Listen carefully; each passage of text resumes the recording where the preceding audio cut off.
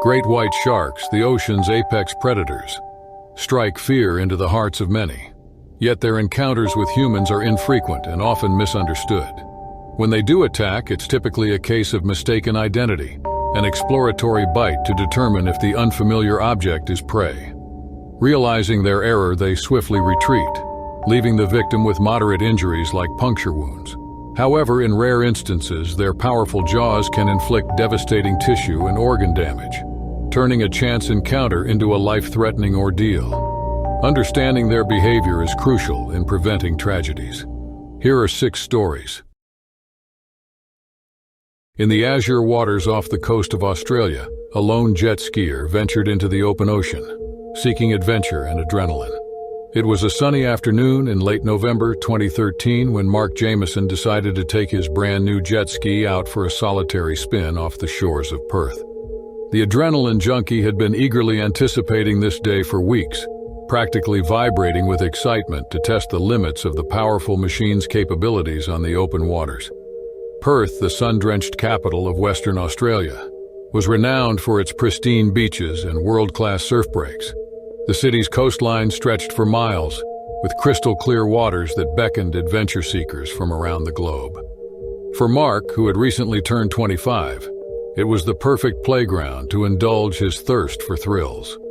As he secured the jet ski onto the trailer and hitched to his truck, Mark couldn't help but feel a buzz of anticipation. This wasn't his first rodeo for extreme water sports. He had been wakeboarding and skateboarding since his teens.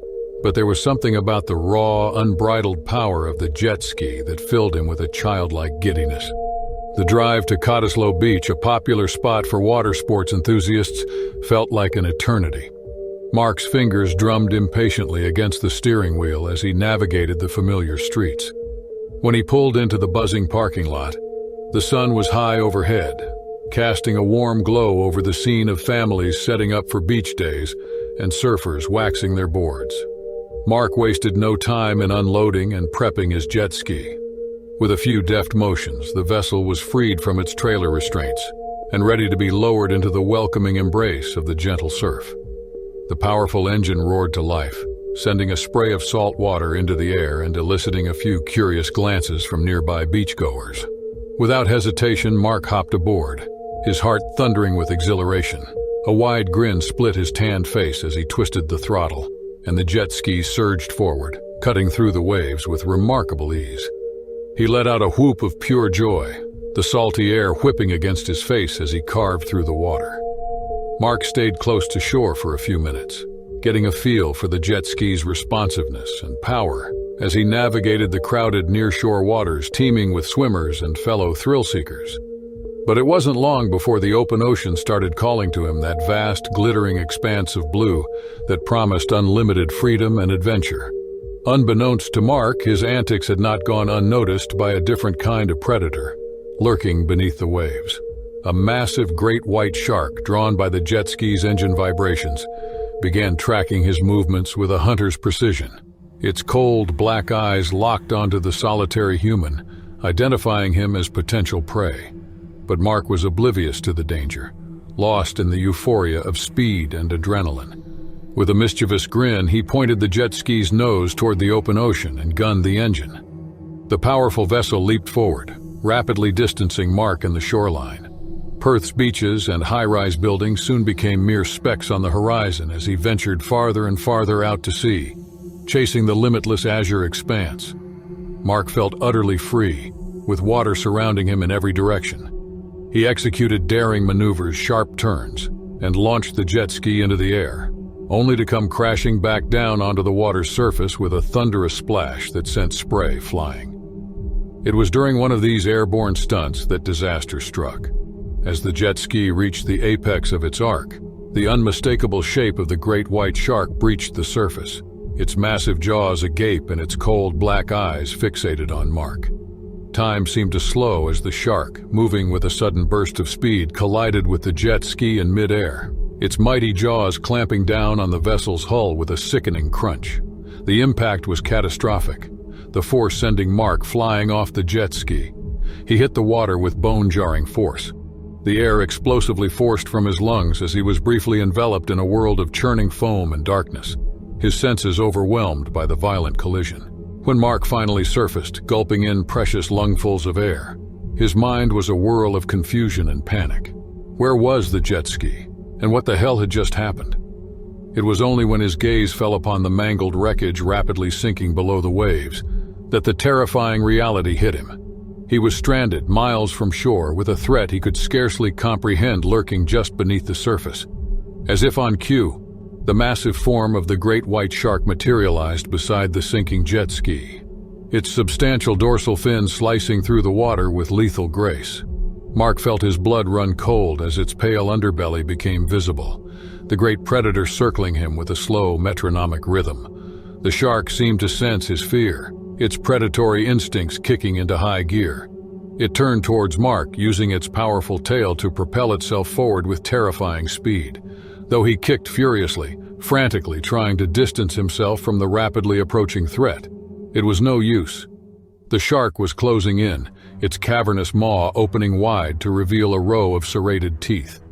In that heart-stopping moment, every muscle in Mark's body burned with the fire of sheer desperation, as a primal will to survive took over. Just as the shark returned to strike, he flung his arm out in a wild defensive swipe, catching the side of its head with a glancing blow. The strike didn't do much damage, but was enough to startle and disorient the predator for a few vital seconds. Mark didn't waste a moment. He turned and began swimming with every ounce of strength he could muster, his powerful strokes propelling him through the water as he fled from the injured, enraged beast behind him. Already he could hear the sounds of its powerful tail thrashing, churning the water into a froth as it gave chase. His heart thundered in his ears, lungs burning from the exertion of his desperate flight. Try as he might to put as much distance between himself and the shark as possible, it seemed an impossible task. Its speed and tenacity were unrelenting, but Mark refused to give in to the creeping tendrils of despair. He was young, strong, and in the prime of his life. If anyone could outswim this nightmare, it was him. He swam relentlessly, his muscles burning with exhaustion, each breath searing through his lungs as if filled with molten lead. Only when he dared to glance backward did he fully grasp the magnitude of his danger. No more than 20 yards behind, the great white shark's unmistakable dorsal fin sliced through the water, its massive jaws gaping as it readied itself to surge forward and attack. A scream tore from Mark's throat, a primal sound of anguish and sheer horror. This was it. He could feel it in his bones. After outrunning the shark for so long, his luck finally ran out. He thrashed wildly in the water, blood pounding in his ears, mind consumed by blind panic as the shark closed the distance with terrifying speed.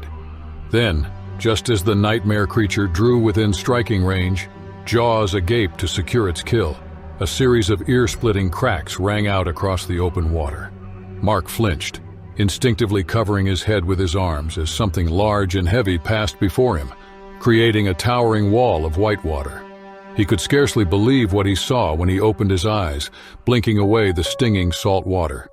There, floating only a dozen yards away, was a large fishing boat, and sprawled out on its deck were two burly crewmen, smoke still wafting from the barrels of their rifles.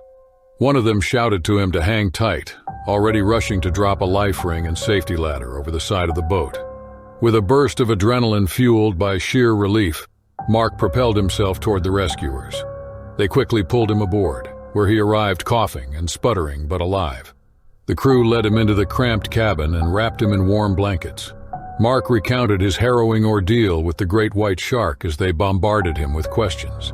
He described how it had ambushed him and pursued him relentlessly for hours, a tale of survival that left everyone in awe. The crew members listened in grim silence as Mark recounted his ordeal, their weathered faces etched with awe and concern. Once he had finished, the captain wasted no time radioing for assistance and medical evacuation. Within the hour, the distant thump of helicopter rotors could be heard cutting through the salt-tinged air. As the rescue chopper drew near, lowering a harness to winch Mark aboard, he couldn't help but steal one last glance back toward the spot where the shark had vanished beneath the waves. A full-body shudder ran through him, thinking of how close he had come to becoming that legendary predator's next meal. By sheer luck and the bravery of those crewmen, he had been given a second chance at life. As the chopper banked over the glittering ocean, Mark silently vowed that this harrowing experience would serve as a wake-up call. No longer would he take unnecessary risks just for a cheap thrill. The ocean's fury, though awe-inspiring, demanded the utmost respect and humility from those who dared to venture into its domain. He would carry the physical and emotional scars of this day for the rest of his life, as a permanent reminder. It was a warm, humid night in late August 2008, when a group of 6 thrill-seekers decided to embark on a nighttime excursion through the murky swamps of Louisiana. The winding waterways of the Atchafalaya Basin, one of the last true wildernesses in the United States, beckoned them with the promise of excitement and adventure. The group consisted of 3 couples in their late 20s and early 30s, Scott and Emily Davis, Kyle and Jenna Thompson, and Brad and Samantha Mitchell. They were all adrenaline junkies, always on the hunt for the next heart-pounding experience to satiate their appetite for fear and risk. As they loaded their jet skis onto the trailers hitched to their trucks, excitement crackled in the air. Scott, the self-appointed ringleader of the group, couldn't contain his grin as he laid out the plan for the night.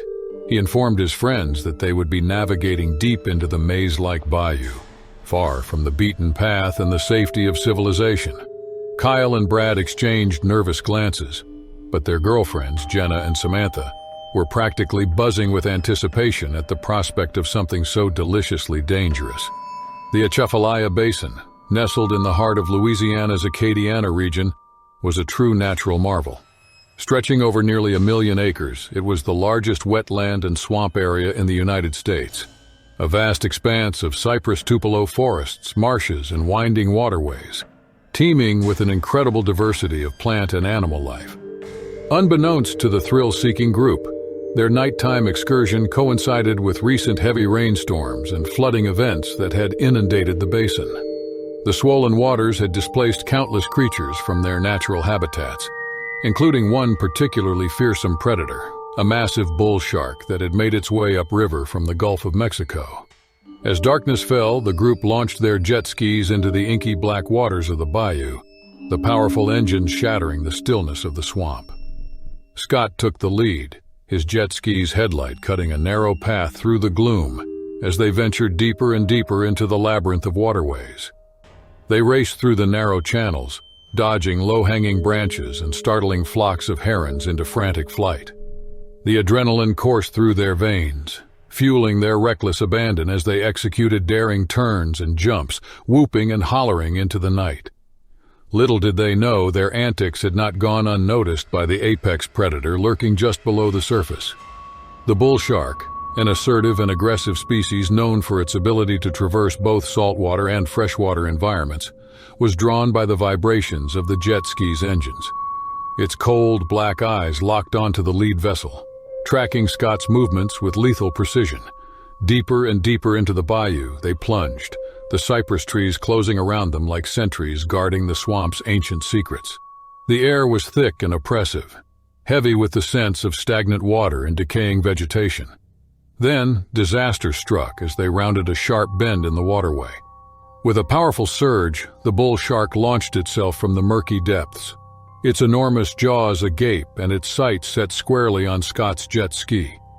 Time seemed to slow as the massive predator collided with the vessel, its mighty jaws clamping down on the hull with bone-crushing force. The impact was catastrophic, sending Scott tumbling from the jet ski and into the black water.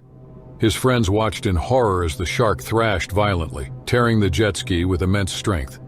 The once powerful machine was reduced to a mangled mess of twisted metal and shredded fiberglass in seconds.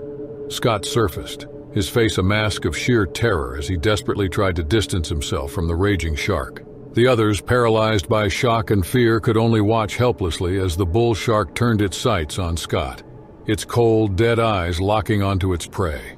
The shark closed the distance with frightening speed, its powerful tail propelling it quickly through the water. Just as it seemed all hope was lost, Kyle sprang into action. He gunned his jet ski's engine, cutting a wide arc through the water and positioning himself between Scott and the oncoming predator. The shark, momentarily confused by this new threat, veered off course, giving Scott a precious few seconds to escape. Kyle shouted at Scott to swim and get to the shore. Scott began kicking furiously without hesitation, his powerful strokes propelling him toward the nearest bank. Behind him, he could hear the shark's jaws snapping shut, missing Kyle's jet ski by mere inches. The others quickly followed suit, abandoning their jet skis and striking out for the relative safety of solid ground. The shark's predatory instincts in full force seemed torn between pursuing its original target and dealing with these new fleeing prey. With a sudden surge that sent ripples through the water, the massive predator decided to hunt them all. What followed was a nightmarish game of cat and mouse, with the group desperately trying to evade the relentless shark. They navigated a labyrinth of shallow waterways and tangled cypress roots, each turning a frantic bid for survival against the formidable hunter. They scrambled onto muddy banks and half-submerged logs, their hearts pounding in their ears as the shark's fin cut through the inky water only yards away. Every splash, every ripple in the surface sent a fresh wave of terror coursing through their veins. At one point, Emily slipped and fell back into the water with a terrified shriek. Scott, fueled by sheer adrenaline and love for his wife, didn't hesitate. He plunged back into the murky depths and hauled her to safety, narrowly avoiding the shark's gaping maw. They pressed on, stumbling through the darkness and clawing through the thick underbrush, driven by the primal will to survive. Samantha twisted her ankle badly, forcing Brad to support her as they fled. Kyle and Jenna took the lead, desperately searching for any sign of human habitation or a way out of this watery nightmare. Just when it seemed their strength was about to give out, they spotted a flickering light in the distance, a campfire burning on the banks of a more expansive waterway.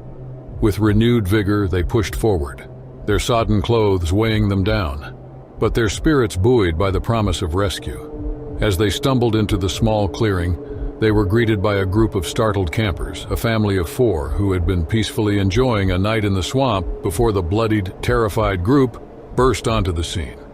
Kyle conveyed the dire situation through ragged gasps. A massive shark was hunting them in the bayou. At first, the campers thought it was some sort of prank or twisted joke. But when the unmistakable shape of the bull shark's fin broke the surface of the water nearby, the cold realization set in. The father, a burly man named Frank, sprang into action. He quickly ushered his family into their sturdy aluminum boat, gesturing for the exhausted group to follow. With shaking hands, they piled in, their bodies trembling from the adrenaline and chill of the night air. As Frank fired up the outboard motor and began navigating them back toward the main waterway, the shark seemed to sense its prey escaping. With a burst of speed, it closed the distance, its vast jaws snapping and thrashing through the water. Frank pushed the small boat to its limits, the engine whining in protest as he tried to outrun the determined predator. But the shark was relentless, slowly gaining ground with each mighty sweep of its tail. In a last, desperate act, Scott grabbed the only weapon at hand, a small hatchet that Frank kept in the boat for chopping firewood. With a guttural yell, he flung the hatchet towards the oncoming shark, the blade spinning end over end through the air. By sheer chance or divine intervention, the hatchet found its mark, burying itself in the shark's nose mere inches from its beady black eyes. The massive beast let out a pained bellow, thrashing and rolling in the water as it tried to dislodge the offending blade. As brief as it was, the diversion provided the opening Frank needed.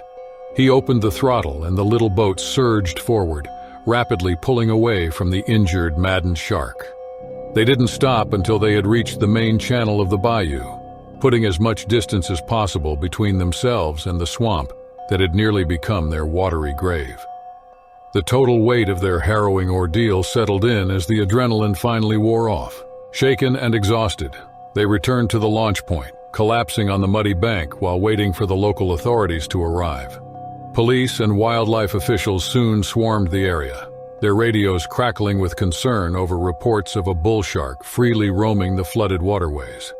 One by one, the group recounted their terrifying encounter with the apex predator, wild tales of jet skis being torn apart, and a violent chase through the swamplands. At first, the officials were skeptical, dismissing it as an adrenaline-fueled exaggeration. But the haunted look in their eyes and the tattered remains of the mangled jet ski told a different story. In the following days and weeks, a massive search and capture operation was launched, to locate and remove the rogue shark before it could claim any more victims. The waterways were temporarily closed to all recreational activity, as teams of wildlife experts meticulously combed the maze-like bayous. Eventually, nearly 2 months after that fateful night, the bull shark was located and dispatched by a harpoon team. The massive creature, over 12 feet long and weighing nearly 1,000 pounds, was an ancient beast, covered in scars and bearing horrific injuries from its altercation with the jet skiers. For the 6 friends who had stared death in the face that night, the experience was seared into their memories forever. What had started as a reckless quest for thrills had turned into a primal fight for survival against one of nature's most fearsome predators. In the aftermath, they emerged with a profound respect for the unbridled power of the wilderness and the fragile line between life and death when one is ill-prepared to face it. Their adrenaline-seeking days were behind them, replaced with a newfound appreciation for nature's delicate balance. As for the bayous of Louisiana, the dark waters once again ran still and inscrutable, ancient secrets kept hushed until the next unfortunate soul dared to upset the murky depths. This is a reminder that in the eternal dance between predator and prey, even the hunters can quickly become the hunted when the primal rhythm goes awry. It was 2005, and a team of researchers from the Global Ocean Conservation Initiative had set out to investigate reports of illegal fishing activity in the remote waters surrounding Malden Island, a speck of land in the vast expanse of the South Pacific. Led by marine biologist Dr. Emma Westbrook, the team's mission was to gather evidence and raise awareness about the devastating impact of these activities on the region's delicate ecosystems. As their research vessel, the Nautilus, approached the island's crystal-clear waters, the team prepared to deploy their jet skis, an efficient way to survey the surrounding area. Dr. Westbrook briefed her colleagues, reminding them of the island's rich history and the importance of preserving its natural wonders. According to local legends, the island was home to a massive great white shark, revered by the indigenous people as the guardian of the deep. Believed to be an ancient protector of the island's waters, the shark's mere presence had deterred many from venturing too close to the shoreline. Dismissing the tales as mere folklore, the team donned their life jackets and launched their jet skis, the powerful engines shattering the tranquil silence of the island's pristine coastline. They fanned out in pairs, meticulously scanning the waters for signs of illegal fishing activities during these sweeps. Dr. Westbrook and her colleague, marine biologist Alex Nguyen, encountered a sight that would forever haunt their memories. A massive shadow glided beneath the waves, its size dwarfing their jet skis. Before they could react, the beast erupted from the depths, its gaping maw lined with serrated teeth. In a single, terrifying moment, it slammed into Alex's jet ski, the force of the impact sending him tumbling into the water. Dr. Westbrook watched in horror as the great white's powerful jaws clamped down on the jet ski, its immense weight dragging the mangled vessel beneath the waves. The water churned with frenzied activity as the shark thrashed about, its ancient instincts unleashed. Realizing her teammates' grave danger, Dr. Westbrook sprang into action, radioing for immediate assistance from the research vessel. The rest of the team alerted to the crisis and quickly converged on the scene, their jet skis cutting through the water urgently.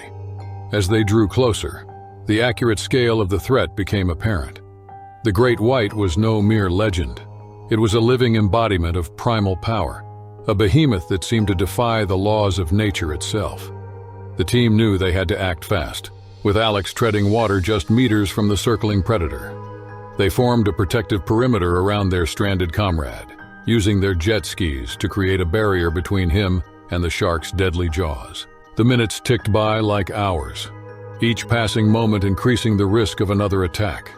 The team's nerves were frayed, their eyes darting back and forth, searching for any sign of the shark's next move. Just when it seemed their efforts were in vain, the thunderous roar of the research vessel's engines echoed across the waters. A rescue boat was rapidly approaching, its crew armed with harpoons and tranquilizer guns, ready to subdue the legendary predator if necessary. As the boat drew nearer, the great white seemed to sense the shift in the balance of power. With a final defiant thrash of its powerful tail, it disappeared into the depths. leaving a trail of churned-up water in its wake. In the aftermath, the team gathered on the deck of the Nautilus, their faces etched with a mixture of relief and awe.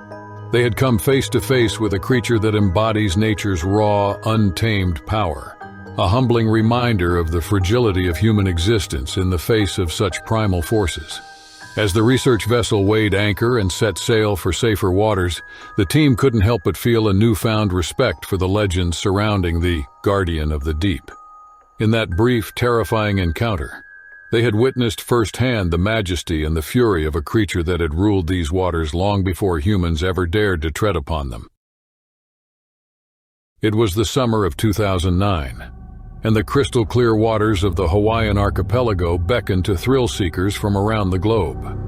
Among them was a group of adventurers: Tyler Davis, Stella Nguyen, Alex Thompson, and Jenna Roberts, led by seasoned tour guide Kai Kealoha, who had embarked on an adrenaline-fueled jet ski excursion through the remote islands. As they navigated the pristine waters, weaving between towering sea stacks and cascading waterfalls, the group couldn't help but marvel at the raw beauty surrounding them. Kai, a native Hawaiian with a deep respect for the ocean, regaled them with tales of the island's rich history and the importance of preserving their natural wonders. Little did they know, however, that they were about to become unwitting participants in a confrontation with one of nature's most formidable predators. This remarkable white shark had been drawn to the area by the commotion of their high-speed jet skis. The first sign of trouble came in a massive swell, a towering wall of water that seemed to rise from the depths like a liquid behemoth. Kai, his instincts honed by years of experience, immediately recognized the danger and signaled for the group to brace themselves. As the jet skis crested the wave's peak, the riders were treated to a breathtaking view, a panoramic expanse of azure blue stretching as far as the eye could see. But their moment of awe was short-lived, for it was at that precise moment that the great white chose to strike. With a thunderous crash, the shark erupted from the depths, its massive jaws agape and its powerful tail slicing through the water like a scythe. In a single devastating blow, Tyler and Stella's jet ski was sent careening through the air, flinging them violently into the churning sea. The group watched in horror as the great white turned its attention towards the struggling pair, its predatory instincts fully awakened. Kai, acting with lightning reflexes, maneuvered his jet ski between the shark and its intended prey, using the powerful engine to create a wall of turbulent water. The tactic worked momentarily as the shark retreated into the depths, seemingly confused by the commotion. But the respite was short-lived, for the great white shark soon resurfaced, its hunger undeterred. What followed was a harrowing ordeal, as the group was caught in a desperate battle against the elements and the relentless pursuit of the apex predator. With Tyler and Stella clinging to the remains of the mangled jet ski, the others, Alex, Jenna, and Kai, formed a protective perimeter, their engines roaring as they fought to keep the shark at bay. Time seemed to slow to a crawl, each passing minute an eternity, as the group struggled to stay afloat and make their way back toward the safety of the shoreline. The shark, its primal instincts honed by millions of years of evolution, refused to relent, circling like a deadly specter, waiting for the slightest opening. The group finally caught a glimpse of land as the sun began to go below the horizon, painting the sky in a kaleidoscope of fiery hues. This small, secluded cove promised sanctuary from the predator's grasp. With a final burst of adrenaline-fueled determination, they pushed their jet skis to the limit, the engines screaming in protest as they raced toward the safety of the shore. Ultimately, the sheer force of their collective will carried them through, as they dragged themselves onto the sandy beach, battered and exhausted, but alive. As the group gathered around a small fire, sharing in the camaraderie of survivors, they couldn't help but feel a newfound respect for the power and majesty of the ocean, a force that had humbled them yet ultimately failed to break their indomitable spirits. From that day forward, their bond was forged in the crucible of adversity, a shared experience that would forever etch itself into their memories, a reminder that even in the face of nature's most formidable challenges, the human spirit could prevail. It was the summer of 2003, and the idyllic waters of the Bahamas beckoned like a siren's call to young lovers seeking an escape from the mundane.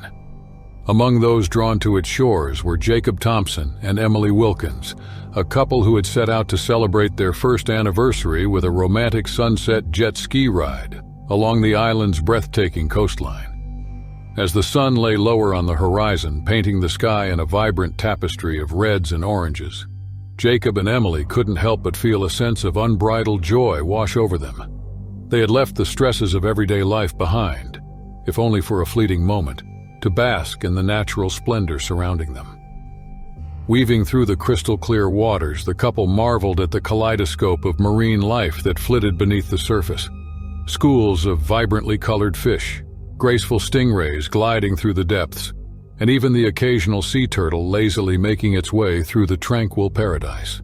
Little did Jacob and Emily know, however, that their idyllic moment was about to be shattered by an ancient predator that had called these waters home long before humans ever dared to tread upon them. For lurking just beneath the surface, drawn by the vibrations of their jet ski, was a massive great white shark, a living embodiment of primal power and an apex hunter that ruled the depths with an iron jaw.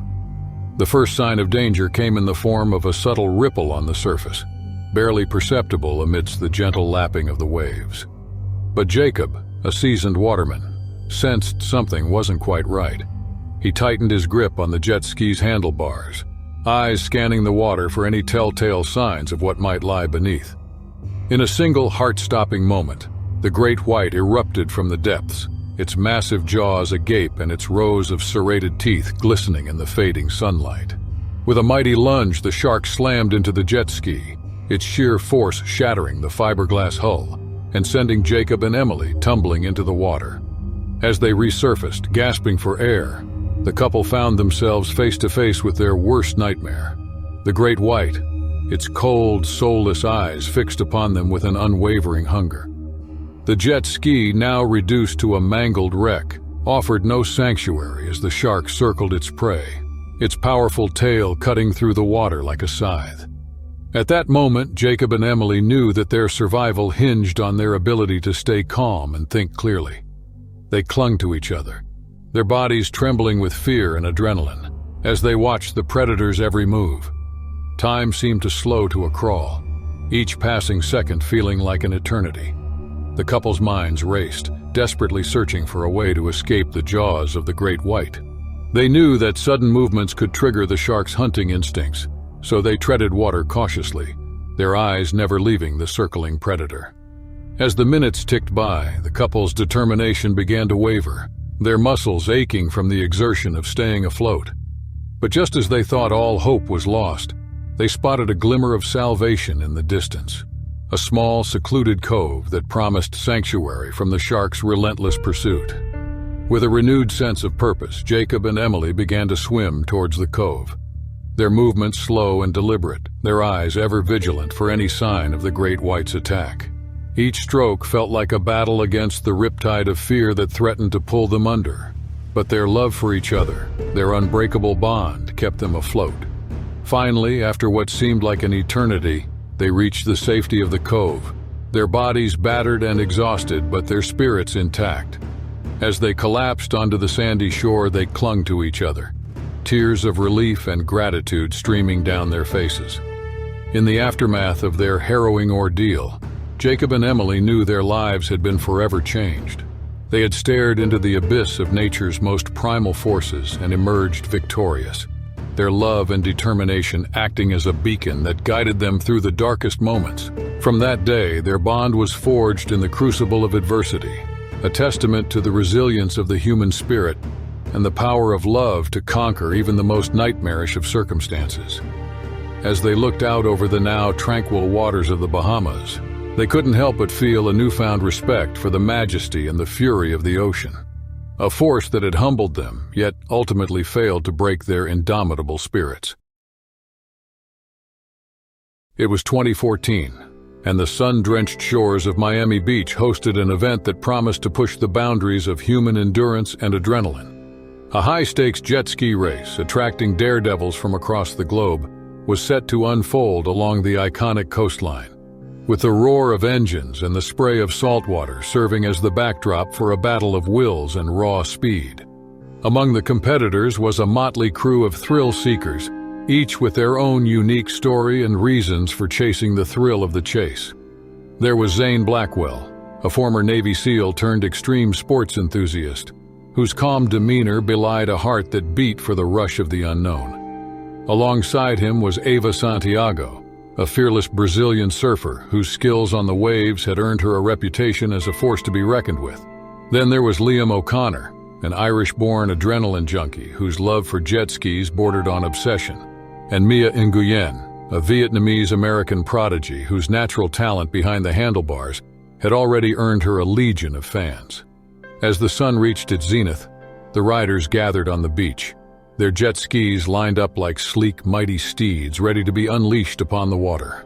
The air was thick with anticipation, the scent of gasoline and sunscreen mingling in a heady brew that only heightened the tension. With a thunderous roar, the race began, and the jet skis tore across the water, kicking up plumes of spray in their wake. The riders weaved and dodged, each jockeying for position as they navigated the treacherous waters, their bodies straining against the forces of nature that threatened to unseat them at any moment. But little did they know that a far more primal threat lurked beneath the surface. A great white shark, drawn to the area by the commotion and the vibrations of the powerful jet skis. This ancient predator had ruled these waters long before humans ever dared to tread upon them, and it was not about to relinquish its domain so easily. As the race reached its fever pitch, with Zane Blackwell and Eva Santiago battling for the lead, the first sign of danger came in the form of a subtle ripple on the surface, barely perceptible amidst the chaos of the race, but enough to set Zane's finely tuned instincts on edge.